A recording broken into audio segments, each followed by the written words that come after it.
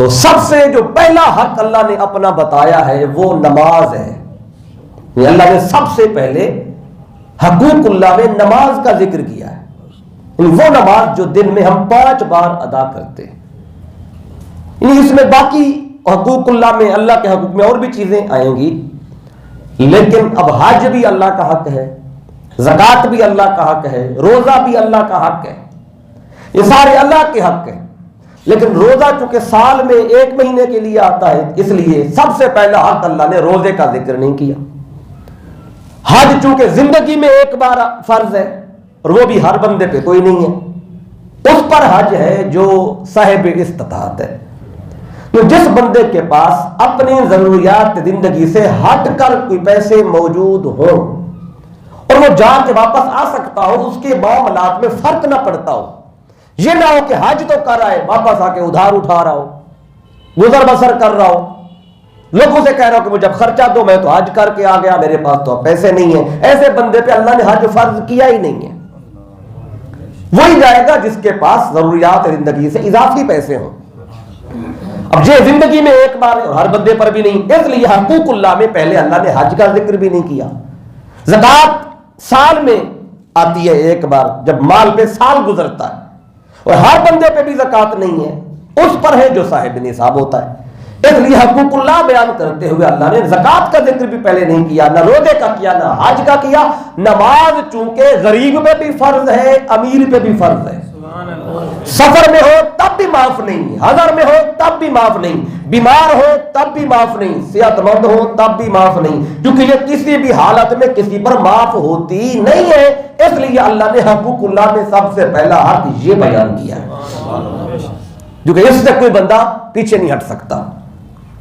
اگر پہلا حق روزہ ہوتا تو بیمار بندہ ہے جو اس پہ پھر وہ آگے شریعت کا حکم اس کے لیے بدل جاتا ہے.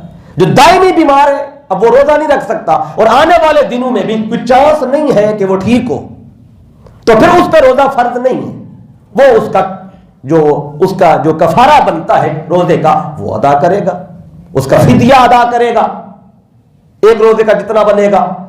یعنی کہ روزہ چونکہ ہر بندے پہ نہیں تھا, اور اسی طرح زکوٰۃ بھی ہر بندے پہ نہیں تھی, حج بھی ہر بندے پہ نہیں تھا, اس لیے اللہ نے اپنے حقوق میں ان کا ذکر پہلے کیا ہی نہیں.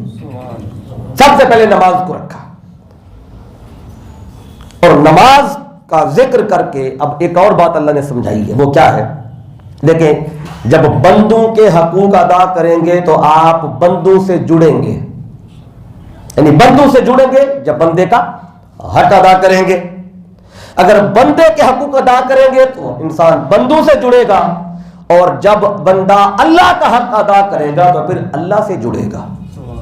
یعنی حقوق العباد میں بندہ بندوں سے جڑتا ہے, اور حقوق اللہ میں بندہ اللہ سے جڑتا ہے, قریب ہوتا ہے. اس لیے اللہ قرآن میں فرماتا ہے وَاسْجُدْ وَاقْتَرِبْ, سجدہ کر اور اللہ کے قریب ہو جا. سجدے میں نماز شروع کی نا, تکبیر تحریمہ کہی, اور سے شروع ہے, آغاز ہے, ابھی ہاتھ باندھ کے ثنا شروع کی, فاتحہ پڑھی, رکوع کیا, تو رکوع کرنے کے بعد جب سر سجدے میں رکھا, اب اللہ کہتا ہے اب تو رب کے سب سے زیادہ قریب ہو گیا ہے. یعنی نماز کے اندر سجدہ یہ نماز کی معراج ہے. نماز سے اگر سجدہ نکال لیں تو نماز نہیں ہے, سجدے کے بغیر نماز نہیں ہے. اس لیے اللہ نے یہ جز بیان کر کے کل مراد لیا ہے. سجدے کو اللہ نے کل نماز کہا, سجدہ کر اس کے قریب ہو جا. تو نماز پڑھنے سے بندہ رب کے قریب ہوتا ہے. یا اللہ کا حق ادا کیا اللہ کے قریب ہو گیا, بندے کا حق ادا کیا تو بندہ بندے کے قریب ہو گیا. اب سوسائٹی میں اگر بندوں کے حقوق ادا کرے تو بندوں سے محبت بڑھے گی, قربت بڑھے گی, نفرتیں ختم ہوگی. اور جب حقوق العباد کی طرف جائیں گے نہیں تو پھر لڑائیاں ہوں گی, مار کٹائیاں ہوں گی, پھر قتل بھی ہوں گے, گالیاں بھی ہوں گی, عزتیں بھی اچھالی جائیں گی. تو جس معاشرے میں بندوں کے حقوق ادا نہیں کیے جاتے اس معاشرے میں کبھی محبت آ ہی نہیں سکتی. اب یہ وجہ ہے کہ جب اس کو چھوڑا ہے تو نفرتیں ہی نفرتیں, بھائی بھائی کا حق کھا گیا, بہنوں کے حق کھا گئے, ماں باپ کا حق نہیں دیا, مسائیوں کے حق کھا گئے, غریبوں کے حق کھا گئے, مسکینوں کے حق کھا گئے. حقوق کی بات ہی کوئی نہیں. جب بات نہیں ہے تو پھر ہر طرف پریشانی ہی پریشانی ہے. اس لیے اللہ کہتا ہے اب آیا اللہ کا حق، اور اللہ نے اپنا حق نماز اس کا ذکر کرتے ہوئے کیا فرمایا، شروع کیسے کیا، بڑا عجیب انداز ہے۔ اللہ فرماتا ہے فویل للمصلین، کہ نمازیوں کے لیے ویل ہے۔ ویل کیا ہے؟ ایک حدیث میں آتے ہیں یہ جہنم میں ایک وادی ہے، جہنم کے اندر وادی، اس میں بچھو ہوں گے، یہ ایک حدیث پاک میں۔ اور ویل کا لفظی معنی ہے بربادی، تباہی۔ یا اللہ نے قرآن مجید میں اور بھی مقامات پر فرمایا ویل لکل ہمازۃ لمزہ ویل للمطففین۔ اب ویل کا لفظ قرآن مجید میں بربادی اور تباہی کے لیے آیا ہے، تو اللہ کہتا ہے نمازیوں کے لیے بربادی ہے، نمازیوں کے لیے تباہی ہے۔ تو بلی تعالیٰ کون سے نمازی؟ اب بات کو اگر یہاں تک رکھے تو ابہام ہے کہ نماز پڑھنے پھر تو نماز کے پاس ہی کیوں نہیں آئے گا، نماز پڑھے گا ہی کوئی نہیں۔ اس لیے اللہ نے بات کو ادھورا نہیں، اگلی آیت جب تک نہیں ملائیں گے تو اس آیت کا معنی واضح نہیں ہوتا۔ باری تعالیٰ کون سے نمازی؟ فرمایا الذین هم عن صلاتهم ساہون، وہ نمازی ان کے لیے بربادی ہے جو سہو عن الصلاۃ کرتے ہیں۔ سہو عن الصلاۃ، سہو کہتے ہیں غفلت کو، سہو کہتے ہیں بھول جانے کو۔ تو سہو فی الصلاۃ نہیں کہا اللہ نے، کہ اللہ کہتا الذین هم فی صلاتہم ساہون، ان نمازیوں کے لیے ہلاکت ہے جو نماز میں بھول جاتے ہیں۔ اللہ کہتا ہے نماز میں بھولنے پہ ہلاکت نہیں ہے، فی الصلاۃ میں نہیں۔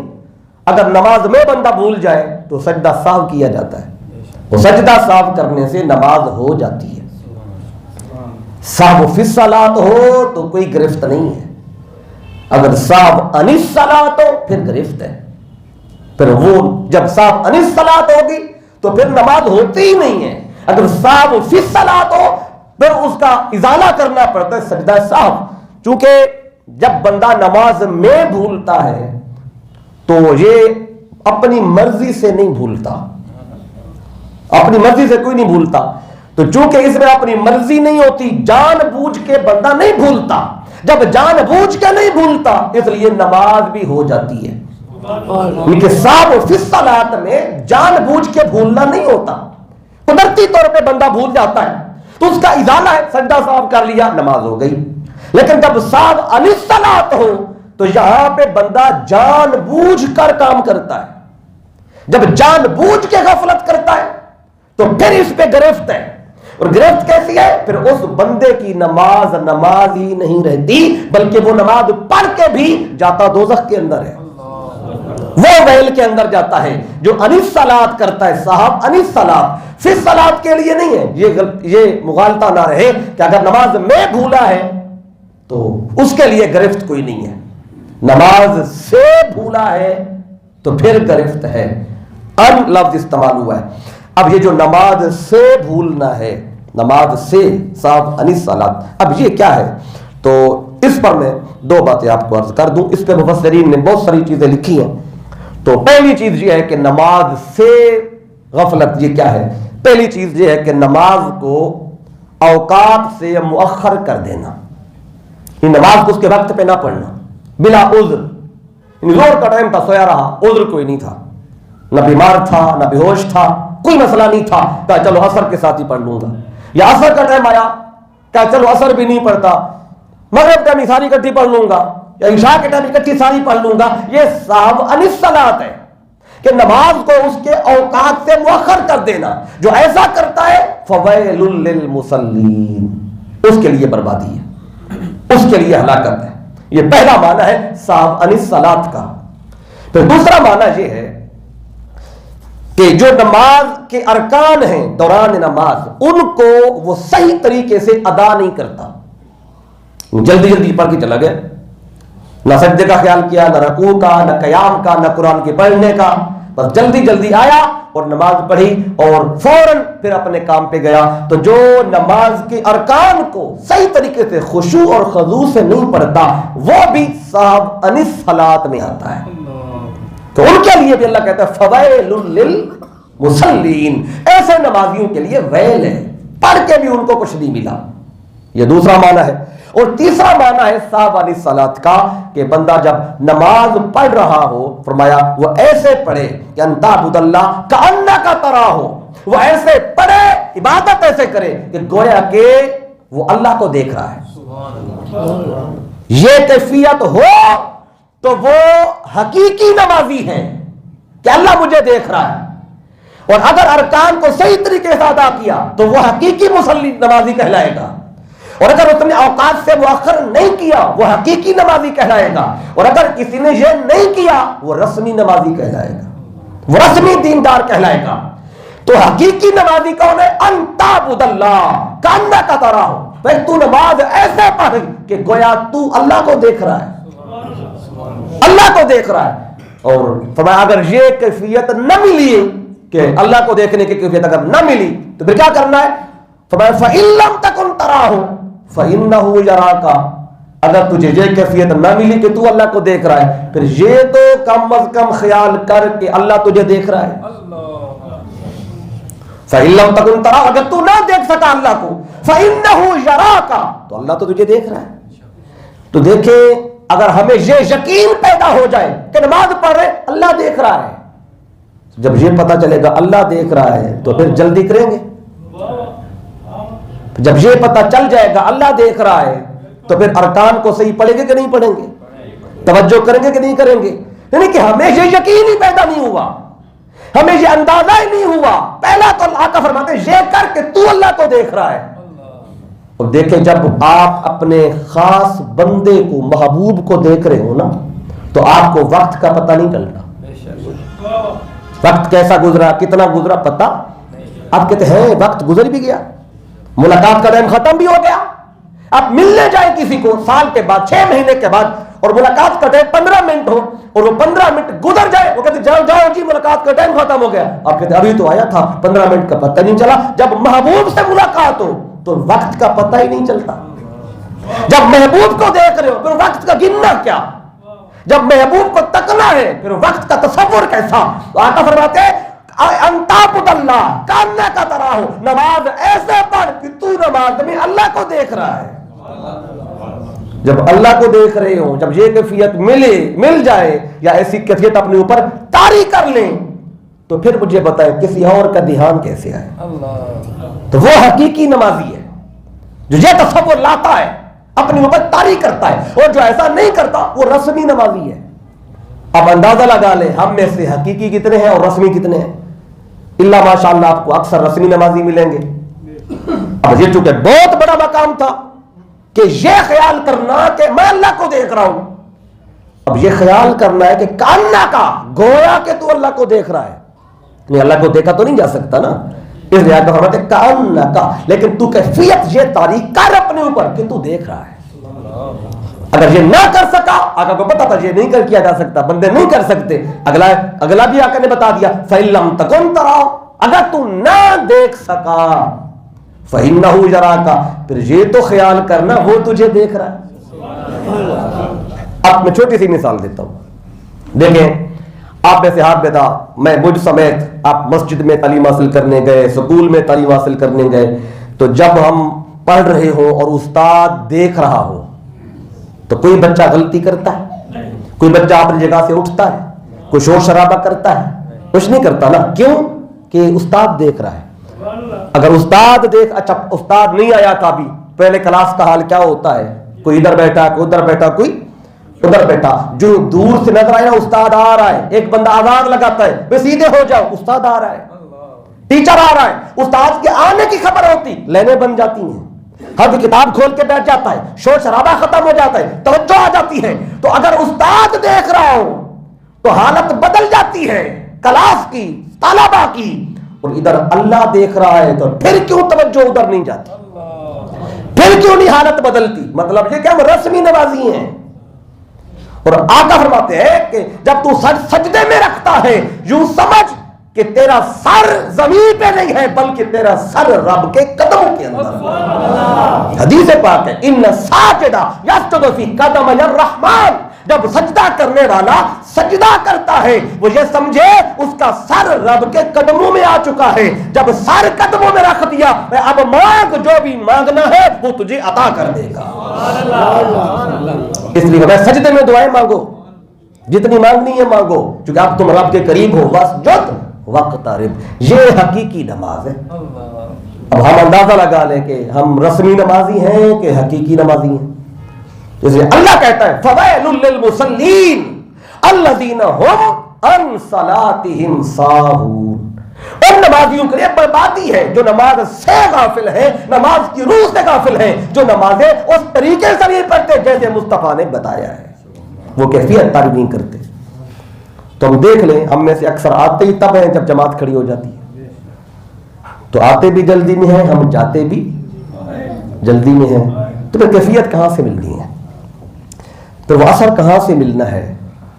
تو وہ جو آقا چاہتے ہیں, جو رب چاہتا ہے, جو نماز سے بندوں کو ملے, جو اللہ کا سب سے بڑا حق ہے, جس سے بندہ اللہ سے جڑتا ہے. اچھا, نماز پڑھنے کیوں لیٹ آتے ہیں؟ کہ دکان کھلی ہوئی ہے, ٹھیک ہے, دکان کھلی ہوئی ہے تو گاہک آ رہے ہیں جی, اچھا اس کے وہ لیٹ آئے گا. اور نماز میں بھی بندہ سوچتا رہتا ہے کہ جلدی جاؤں دکان کھولوں تاکہ گاہکی جو ہے نا وہ گاہک چلے نہ جائیں. تو ادھر نماز میں آ کے دعا یہی کرتا رہتا ہے کہ کاروبار اچھا چل جائے, برکت آ جائے, رزق بڑھ جائے. تو نماز میں اللہ سے جڑنا تھا, جس عمل میں اللہ سے جڑنا تھا اس عمل کو ہی مختصر کر دیا. جس سجدے میں رب کے قریب ہونا تھا اس سجدے میں بھی دکان کو یاد رکھا.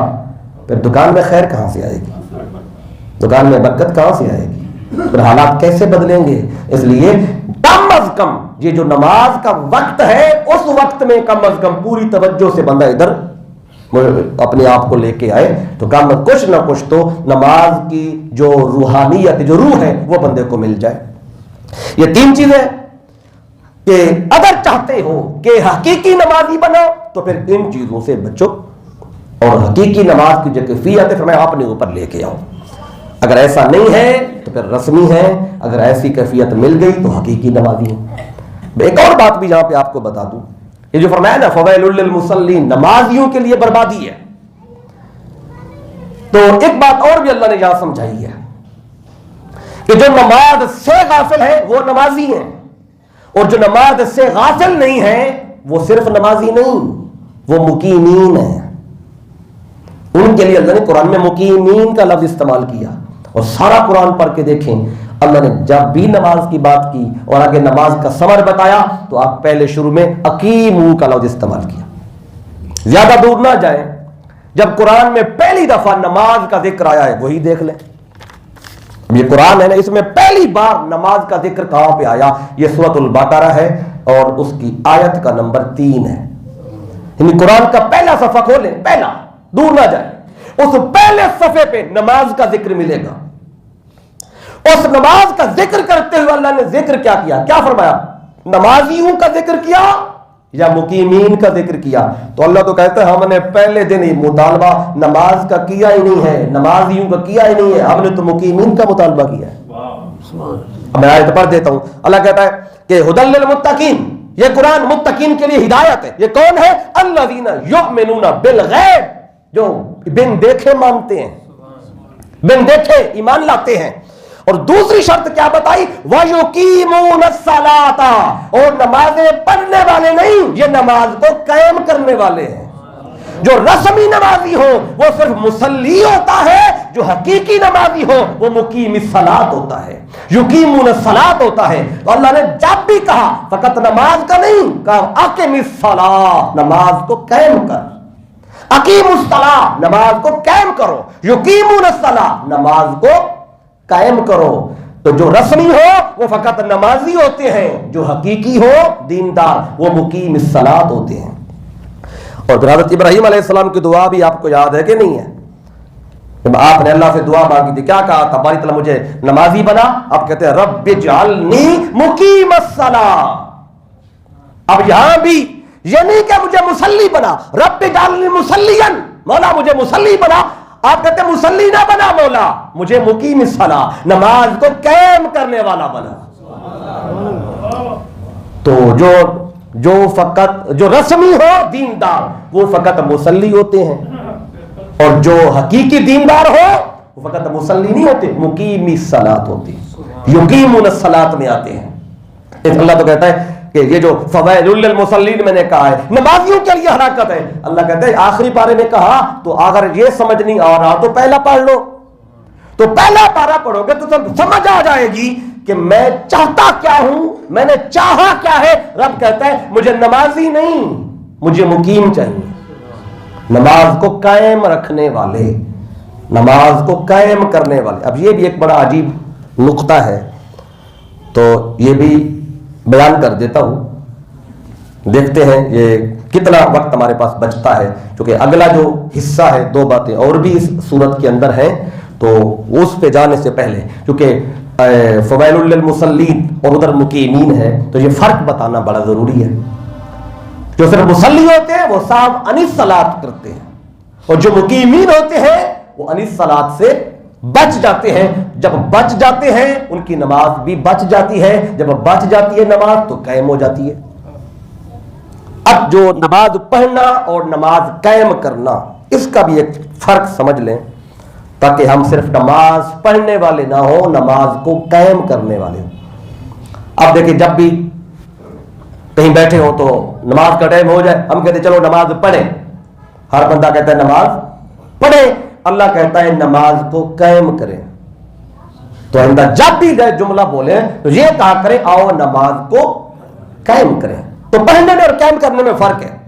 اب میں یہ فرق اختصار کے ساتھ بتا دوں تاکہ یہ بات بھی واضح ہو جائے کہ جو اللہ نے سب سے پہلا مطالبہ کیا کہ یقیمون الصلاۃ, کہ متقین کی دوسری نشانی یہ ہے وہ نمازیں قائم کرنے والے ہیں. قائم کیسے ہوتی ہے تاکہ آج کے بعد جب بھی ہم پڑھیں تو قائم کرنے والے بنے. وہ 3 باتیں میں نے بتائی کہ صاحب علی صلاۃ میں کیا کیا ہے, وقت سے نہ پڑھنا وہ الگ بات ہے, کہ ان کے ارکان صلاۃ کو صحیح طریقے سے نہ ادا کرنا, یہ کیفیت پیدا کرنا کہ اللہ مجھے دیکھ رہا ہے یا میں اللہ کو دیکھ رہا ہوں. ان چیزوں سے ہٹ کر ایک اور چوتھی بات بتانا چاہتا ہوں کہ نماز قائم کیسے ہوتی ہے. ایک بندہ ارکان بھی صحیح ادا کرتا ہے, وقت میں بھی پڑھتا ہے, کیفیت بھی طاری کرتا ہے, کیا ہو جائے گی؟ ابھی بھی ایک شے رہتی ہے, وہ آئے گی تو نماز قائم ہوگی. وہ کیا ہے؟ اب دیکھیں نا, کسی بھی شے کو قائم کرنا ہو اس کے لیے 2 شرطیں ہوتی ہیں, 2 شرطیں وہ پوری کریں گے وہ شے قائم ہو جائے گی. قائم ہو جائے گی تو بچ جائے گی, بچے گی تبھی تو اعمال نامہ میں رہے گی, نہیں تو قیامت کے دن کیا ہوگا, اعمال نامہ کھلے گا تو اس میں نہ نماز ہوگی, نہ زکوٰۃ ہوگی, نہ قرآن پڑھا ہوا ہوگا, نہ حج کیا ہوا ہوگا.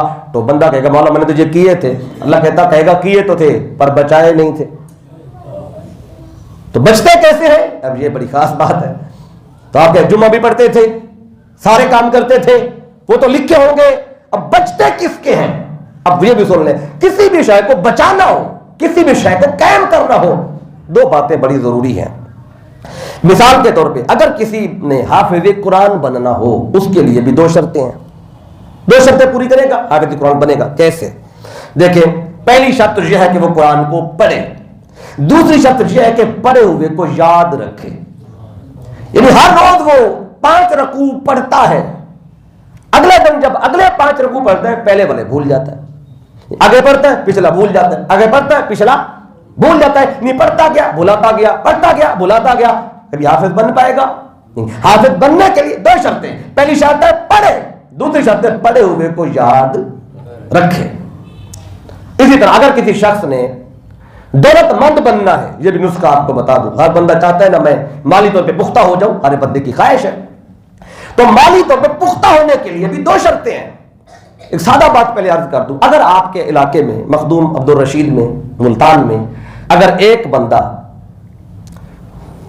مہینے کا اگر ایک بندہ 5 لاکھ روپیہ کماتا ہے تو آپ اس کو غریب کہیں گے یا امیر کہیں گے؟ بولیے, امیر کہیں گے نا. یہ ایک مہینے میں 5 لاکھ کماتا ہے, اسے آپ کہیں گے یہ بندہ دولت مند بندہ, امیر بندہ ہے. لیکن مہینے میں کماتا تو 5 لاکھ ہے لیکن خرچ کر دیتا ہے 10 لاکھ. خرچہ کیا کتنا ہو جاتا ہے؟ اب بتائیں یہ امیر ہے یا غریب ہے؟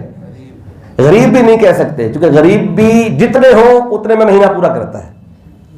یہ تو ہر مہینے 5 لاکھ روپیہ خسارے میں جا رہے ہیں. غریب بھی اس سے اچھا ہوتا ہے, وہ چادر دیکھ کے پاؤں پھیلاتا ہے. ٹھیک ہے, اب یہ تو اس سے بھی کیا گزرا, یعنی آپ نے پہلے کہا کہ یہ امیر ہے لیکن اگلے جملے میں آپ نے کہا کہ یہ امیر نہیں ہے. تو امیر بننے کے لیے صرف کمانا شرط نہیں, کمائے ہوئے کو بچانا بھی شرط ہے. کما تو لے لیکن بچائے نہ تو کبھی امیر بن نہیں سکتا. تو امیر بننے کے لیے بھی 2 شرطیں ہیں. پہلی شرط ہے کہ کمائے, دوسری شرط ہے کمائے ہوئے کو بچائے. بچائے گا نہیں تو کیسے بنے گا؟ اسی طرح کوئی بھی کام ہو نا، دو شرطیں. نماز قائم کرنے کی بھی دو شرطیں ہیں. کیسی؟ پہلی شرط ہے کہ نماز کو پڑھے گا نہیں تو شروع کیسے کرے گا؟ اور دوسری شرط ہے کہ پڑھی ہوئی نماز کو بچائے. پڑھتا گیا ضائع کرتا گیا، پڑھتا گیا ضائع کرتا گیا، پڑھتا گیا ضائع کرتا گیا تو قائم کیسے ہوگی؟ یعنی آپ کو پڑھنے والے کہتے ہیں مصلی. مصلی بہت ملیں گے، پڑھنے والے بہت ہیں، بچتی کسی کسی کی ہے. لوگ پڑھنے کے پر زور لگاتے ہیں کہ پڑھو، میں بتا رہا ہوں بچاؤ. اگر پڑھنے کا بتائیں اور بچانے کا نہ بتائیں تو پھر قیامت کے دن جب اعمال نامہ کھلے گا تو آپ کہیں ہمیں تو کہتے تھے پڑھو پڑھو پڑھو، کسی نے کہا ہی نہیں تھا کہ بچاؤ. تو آج میں آپ کو بتا رہا ہوں کہ اللہ صرف پڑھنے کی بات نہیں کر رہا، اللہ کہتا ہے پڑھی ہوئی کو بچاؤ. تو پڑھی ہوئی بچتی کیسے ہے؟ وہ راز بھی اللہ نے قرآن میں بتایا ہے، چھپایا نہیں ہے. مصلین کا کہا فویل للمصلین، ان کے لیے دوزخ ہے. اور جو بچانے والے ہیں انہیں مقیم کہا، مقیم الصلاۃ، ان کے لیے جنات ہیں، جن کی جنتیں ہیں، نہریں ہیں، ان کے لیے باغات ہیں، ان کے لیے انعامات ہیں، ان کے لیے سب کچھ ہے. اب وہ راز سن لے، نماز ہوتی کب ہے، نماز بچتی کیسے ہے. تاکہ یہ نہ ہو کہ آپ کے پڑھتے تو تھے تو بچ گئی ہوگی. اب اپنے اندازے سے کوئی کہتا رہے بچ گئی ہوگی تو اور بات ہے. نہیں، جو طریقہ اللہ نے بتایا ہے وہ آپ کو بتا دیتا ہوں. اللہ نے قرآن میں بتایا، آقا نے اپنے فرمان میں بتایا، وہ میں آپ تک پہنچا رہا ہوں. سنیں ہوتی کب ہے، بچتی کیسے ہے. کوئی کہے جی نماز میں پڑھی بھی ضائع ہو جاتی ہے، ذکر کیا ہوگا ضائع ہو جاتا ہے کہ بھی ہاں، ایک ایسا آپ کو بندہ بتاتا ہوں جس کا سارا کچھ ضائع ہو گیا اور اس کا بیان اللہ نے قرآن میں کر دیا. وہ کون ہے؟ اس کا نام ہے ابلیس. عزازیل نام تھا، لقب ابلیس ہے. شیطان ان کی کاسٹ کا ایک جنات میں جو شریر ہوتے انہیں شیطان کہا جاتا ہے. یہ ان کا سرغنہ ہے ابلیس. تو یہ عبادت بہت کرتا تھا، ذکر کرتا تھا، اللہ اللہ کرتا تھا، سجدے بہت کرتا تھا. مفسرین کہتے ہیں اتنے سجدے کیے اللہ کو کہ اگر اس کے سجدوں کو زمین پہ بچھایا جائے 1 انچ بھی زمین پہ جگہ نہیں بچے گی جہاں اس کا سجدہ نہ ہو. اس سے کیا پتہ چلتا ہے؟ ابلیس کو عبادت کرنا تو آتا تھا، بچانا نہیں آتا تھا.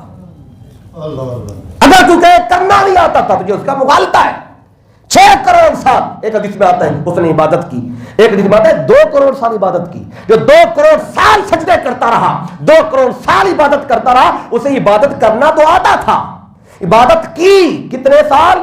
2 کروڑ سال کم سے کم، اور 6 کروڑ سال کا بھی ذکر ہے. تو عبادت تو کی لیکن بچا نہیں سکا. تو اب عبادت کرنا آیا، ابلیس کو بچانا نہیں آیا. تو اب آپ کو بتا دوں کہ نماز بچتی کب ہے، ہوتی کب ہے. ابلیس کی عبادت اور سارا کچھ ضائع کیوں ہوا اللہ نے وہ بھی بتایا. اب سجدے اللہ کو تو بہت کیے تھے، لیکن جب اسی اللہ نے فرمایا کہ آدم کو سجدہ کر، وہاں پہ اڑ گیا. کون کہتا ہے فسجد الملائکۃ کلھم اجمعون الا ابلیس.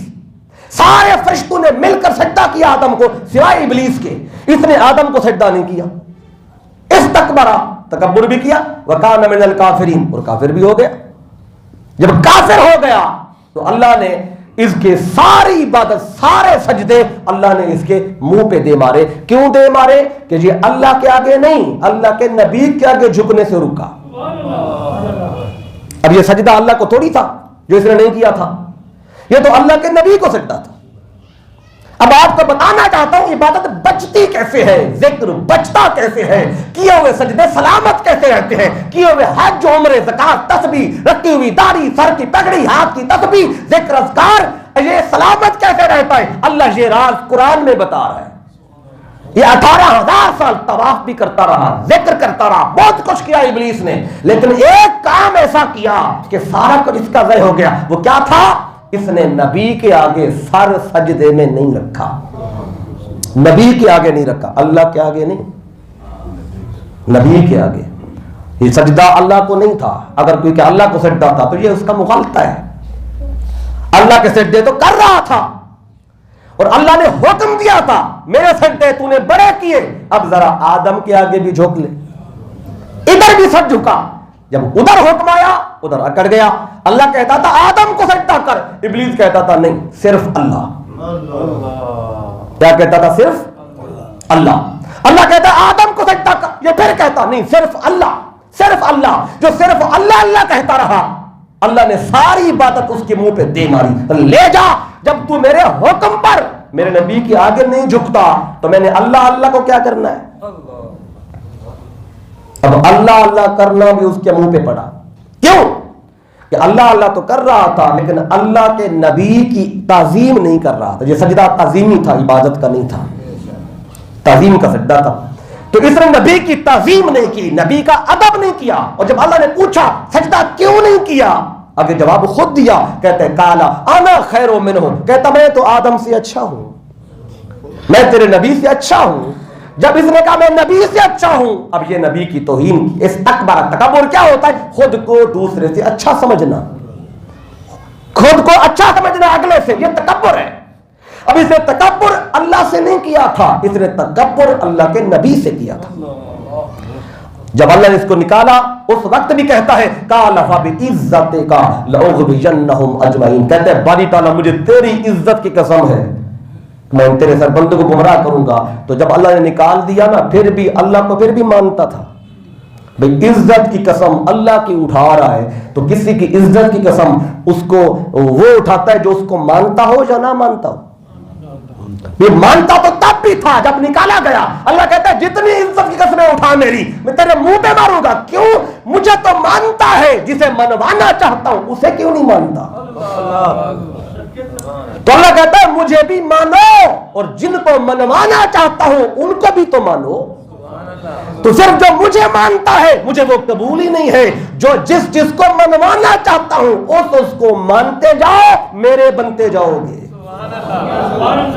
اور لوگ کیا کہتے ہیں؟ نہیں صرف اللہ کو ماننا ہے، کسی اور کو کیوں ماننا؟ وہ اللہ کہتا ہے مجھے بھی مان، اور جس کو میں نے عزت دی ہے اس کو بھی عزت والا مان۔ ادھر نہیں جھکتا تھا، اللہ کی طرف تو بلا جاتا تھا، اللہ اللہ تو بڑا کرتا تھا۔ جب نبی کی تعظیم نہیں کی، نبی کا ادب نہیں کیا اور سر نہیں جھکایا آدم کے آگے، اللہ کے آگے نہیں آدم کے آگے، یہ لوگوں کو مغالطہ ہے۔ آج کہتے پھرتے ہیں بھی ابلیس نے ایک سجدہ نہیں کیا تو مردود ہو گیا۔ ہمارا کیا حال ہوگا؟ ہم کتنے سجدے چھوڑے بیٹھے ہیں بھی وہ سجدہ جو ابلیس نے نہیں کیا تھا وہ رب کو تو تھا ہی نہیں، وہ رب کے سجدے کا منکر تو تھا ہی نہیں، اللہ کے سجدے کا منکر تو ابلیس آج بھی نہیں ہے، آج بھی اللہ کو مانتا ہے۔ لیکن اللہ کہتا ہے مجھے مانتا رہے۔ میرا ماننا کیا ماننا؟ جب تک میرے بنائے ہوئے معزز بندوں کی عزت نہیں کرتا، ادب نہیں کرتا، تعظیم نہیں کرتا، سر نہیں جھکاتا۔ اللہ کہتا تھا آدم کو سجدہ کر، یہ کہتا صرف اللہ، جو صرف اللہ اللہ کہتا رہا وہ مارا گیا۔ اور اللہ کے حکم پر جو اللہ کے نبی کے آگے جھک گئے وہ سارے بچ بھی گئے، سب کچھ بچا بھی گئے۔ اور جن کی بچتی ہے انہی کی قائم ہوتی ہے۔ فرشتوں نے بھی سجدے کیے، فرشتوں نے بھی ذکر کیا، انہوں نے بھی اللہ اللہ کیا تھا، ان کا بچ گیا، ابلیس کا رد ہو گیا۔ ان کا کیوں بچا؟ کہ نبی کے بعد اب بنے، اس کا رد کیوں ہوا؟ نبی کا گستاخ بن گیا، نبی کی توہین کرنے لگا۔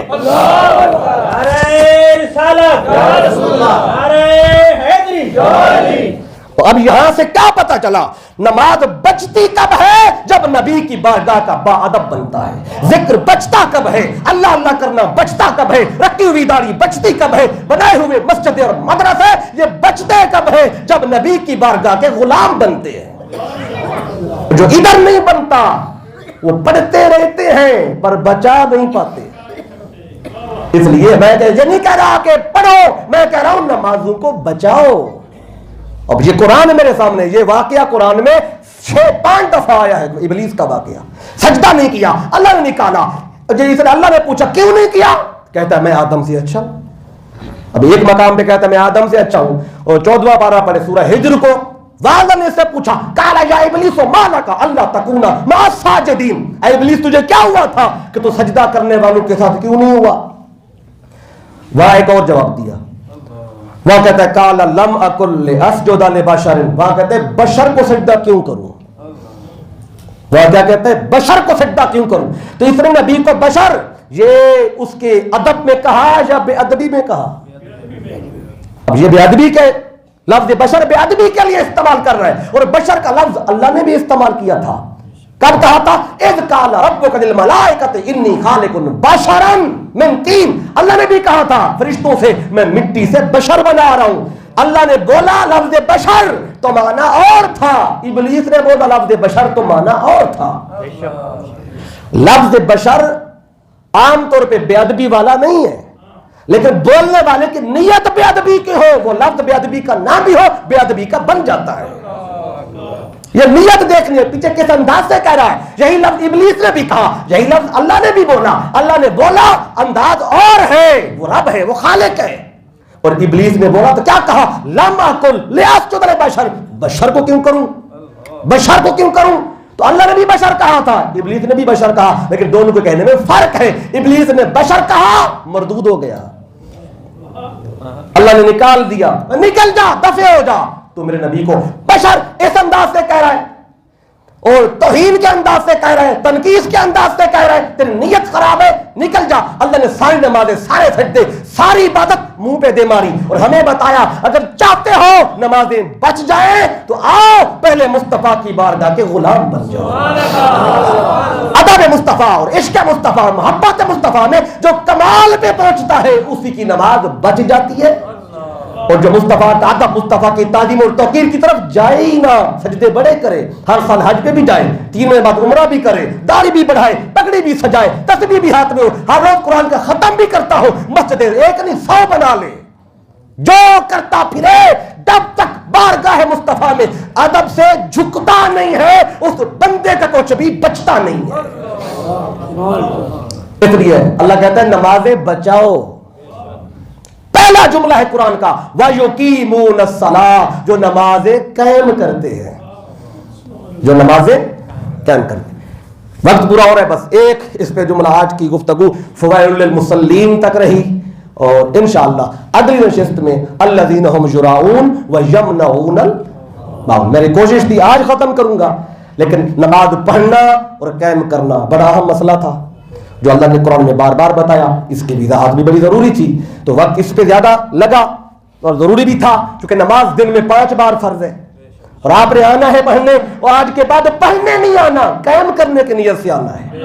اور قائم ہوتی کب ہے اب سن لے، بس ساری گفتگو کو میں سمیٹ رہا ہوں ایک جملے کے اندر. کیا ہے نماز ہوتی کب ہے، نماز بچتی کیسے ہے. یہ سارا واقعہ جو بتایا اس کو ذہن میں رکھیں، اور اس بات کو بھی سن لیں جو ابھی بتانے لگا.